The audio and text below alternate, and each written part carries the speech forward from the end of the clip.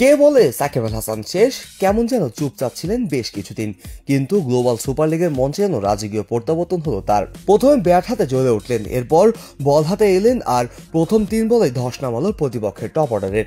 Central ডিস্ট্রিক্টসের বিপক্ষে Dubai ক্যাপিটালসের হয়ে bat করতে নেমে 37 বলে 58 রানের অপরাজিত ছিলেন সাকিব আল হাসান।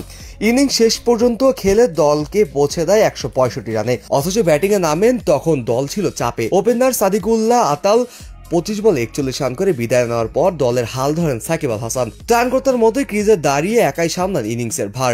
শুরুটা ছিল ধীর কিন্তু গভীরভাবে পরিকল্পিত, প্রতিটি বলেই শট করছিলেন। এরপর ধীরে ধীরে বাড়ান গতির মাত্রা ও বাউন্ডারি ছক্কা আর ফিনিশিং শট। ইনিংসের শেষ বল পর্যন্ত ছিলেন অপরাজিত। 5-4-2 ছক্কায় গড়া এই ইনিংস যেন চোখে আঙুল দিয়ে মনে করিয়ে দিল তিনি এখনো ম্যাচ উইনার। কিন্তু এই ম্যাচে সাকিব আল হাসান আসল চমক ছিল তার বোলিং। বল হাতে আসেন তিনি এবং কেলেঙ্কারি কাণ্ড ঘটান। প্রথম 3 বলে তুলে নেন 2টি করে উইকেট, প্রতিপক্ষের ব্যাটসম্যানদের হাঁসফাঁস উঠিয়ে দেন শুরুতেই। আর সবচেয়ে অবাক করা বিষয়, ওভারটি ছিল মেইডেন, অর্থাৎ 1 ওভার 0 রান 2টি করে উইকেট। প্রথম 3 বলেই টপ অর্ডারের ধস। যেখানে অনেক বলাররা পাওয়ার প্লেতে রান আটকাতেই হিমশিম খেয়ে যান, সেখানে সাকিব মাত্র 1 ওভারেই ম্যাচ ঘুরে দেওয়ার বার্তা দিয়ে গেলেন। সব মিলে এক পুরনো সাকিব, চেনা সাকিব, কিন্তু চিহ্ন এবার নতুন ভাবে। অভিজ্ঞতা, দৃঢ়তা আর ক্লাস মিলিয়ে এমন অলরাউন্ডার পারফরমেন্স চোখে না পড়ে উপায় নেই।